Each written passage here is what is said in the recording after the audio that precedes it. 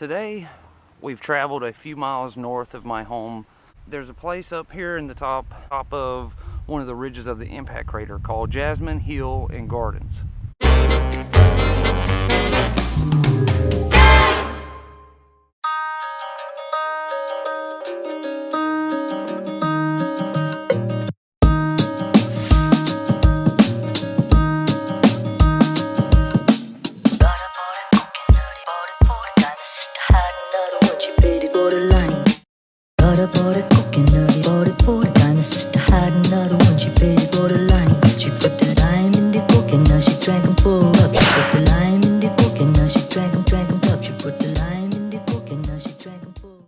We're at Jasmine Hill and Gardens today, and just to explain to you what that is, Jasmine Hill, it was conceived in the early 1930s by a couple named Benjamin and Mary Fitzpatrick, and it's grown into this very large outdoor museum that features real and reproductions of famous Greek and Roman works of art. The Fitzpatricks have a long backstory, but they came here and they wanted to build a garden to pay tribute to Greece. They made over 20 trips to Greece to purchase the art and the artifacts that are here in these gardens. After Benjamin and Mary Fitzpatrick passed away, a new couple took over, Jim and Elmore Insco. Well, in '95, with the Olympics looming in 1996 here in, down close to this area, they were in Atlanta. They built a new building at the front of the property called the Olympian Center. The front facade was designed as a recreation of the Temple of Hera, which the ruins from the Temple of Hera are actually here on this property. In 1996, as the Olympics are getting ready to start, the Olympic flame, the torch that gets carried around before each of the Olympics start, it started at the location where the Temple of Hera set in Greece, and it ended here at the Temple of Hera ruins here in Jasmine Hill. Before we go outside, there's a few statues here from ancient Rome and Greece. Here's a statue of Hermes of Praxiteles, charioteer of Delphi, diadem wearer. These are from ancient Rome. Now we're going to go outside into the gardens. Even though this is only a few miles from my home, I have never been here, so we are getting to see this together at the same time for the first time. Immediately when you come out of the door, the first thing you see is this pathway here. Here's a statue of Homer. Look at these old, I don't know what you would call them, cauldrons or buckets or something here. Statues of some dogs here. And this statue here behind me, this one right here, this is Socrates. This statue is an exact replication of the one that is in Rome. You can see it even has the Roman inscriptions in it. Go up a little bit to this nice fountain here. Looks like a little child atop.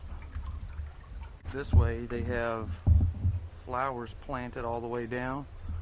Look at this marble well. This is also from Rome, with the inscription of all these little children carved out of the marble. Now we come into a section here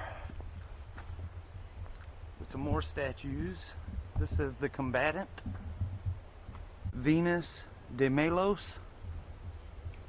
This one's missing a head, but it was Venus of Cyrene, a girl playing Knucklebones. Knucklebones was a game that they would play back then where they would actually use bones.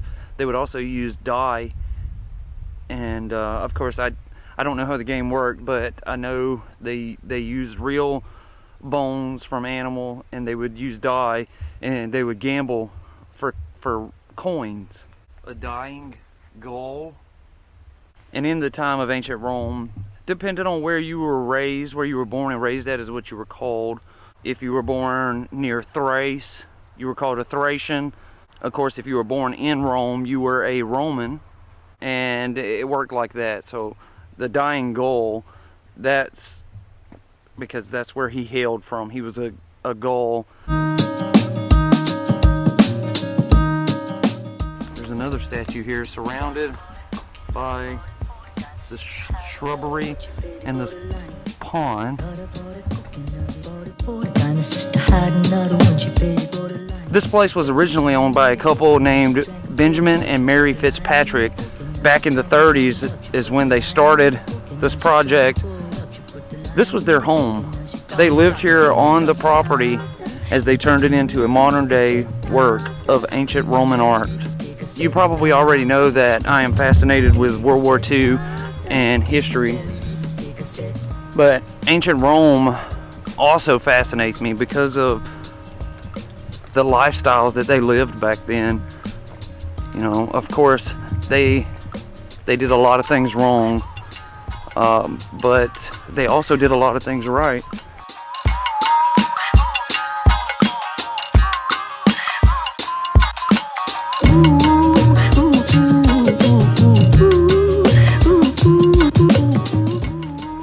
There was a TV show that came on Starz several years ago now called Spartacus, and it was a pretty good portrayal of life in ancient Rome. I actually thoroughly enjoyed the series, and I hated to see it be taken off the air.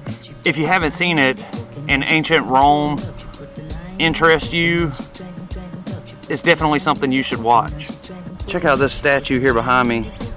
This guy has like a medical symbol in his hand, so I'm gonna assume that he was a person practicing medicine.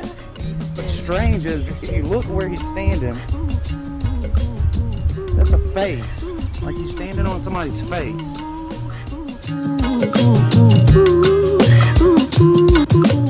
Here's a nice pond area back here towards the back of the property. In ancient Rome, though, the way they have this set up with the statues and the ponds and the flowers, this is a pretty accurate portrayal of a garden in ancient Rome.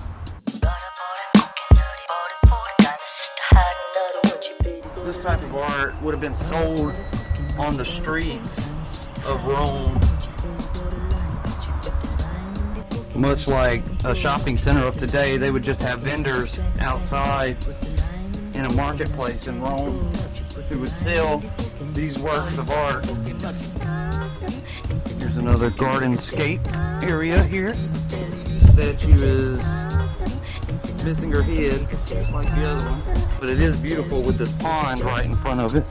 Look at how these trees are leaning perfectly the same direction.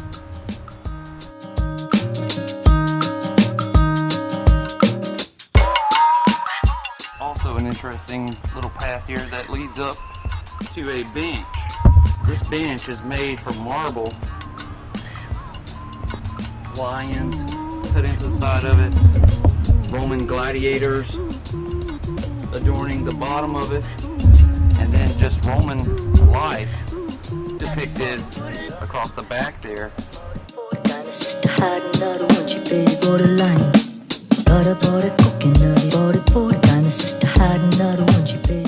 Each one of these walking stones has a leaf or a tree design cut out in it. There's a neat little guy here hanging out over the top of this little fountain. Well, this is a nice little area here. Beautiful pond here with fish in it.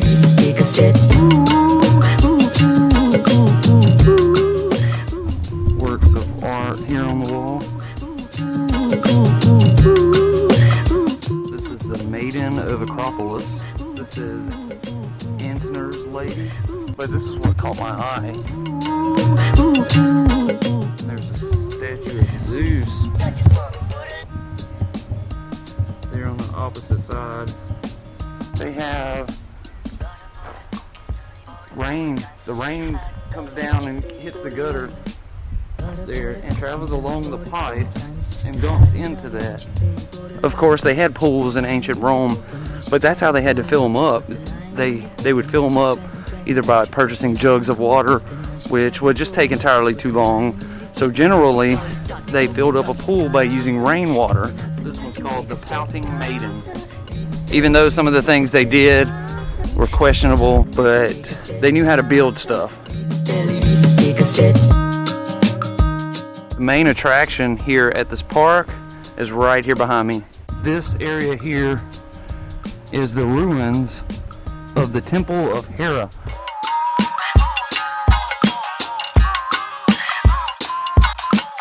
This building would have been absolutely breathtaking, surrounded by these columns. Now the ruins here in the middle have filled up with rainwater. There's lily pads in there.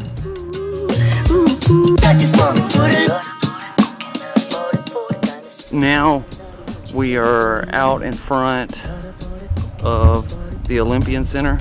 This building here is the only complete recreation of the Temple of Hera in the world.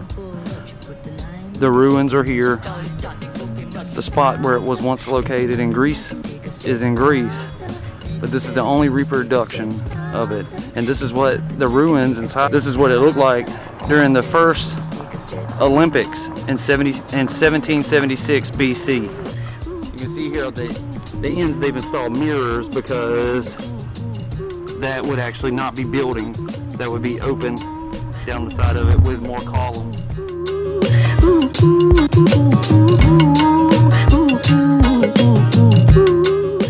The statue would have been forefront inside of the temple. That is the bust of Hera. A trip to Rome to see the ruins of the ancient Colosseum and those type things, that's up there on my list of places that I want to go. This is a Roman gladiator. That actually resembles the statue of Spartacus in the face. There's some more athletes wrestling.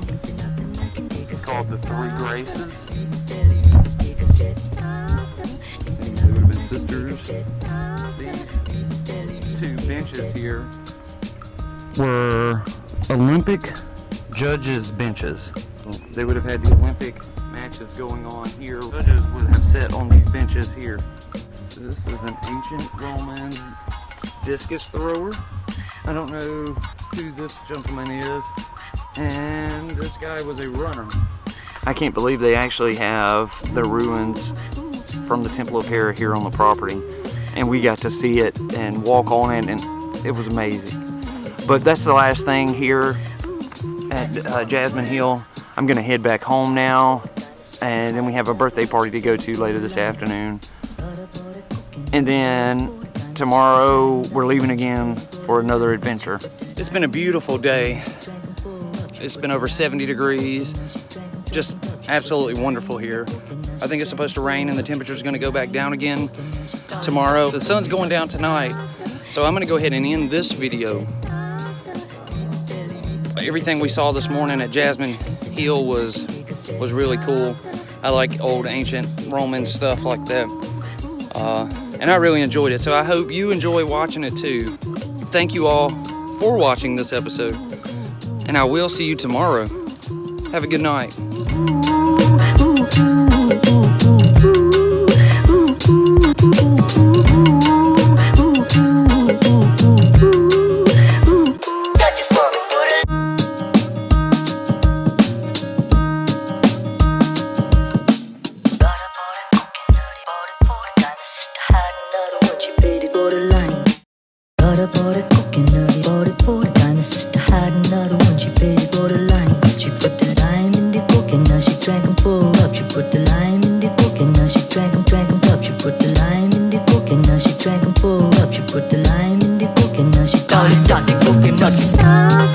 Ain't there nothing I can take a sit down.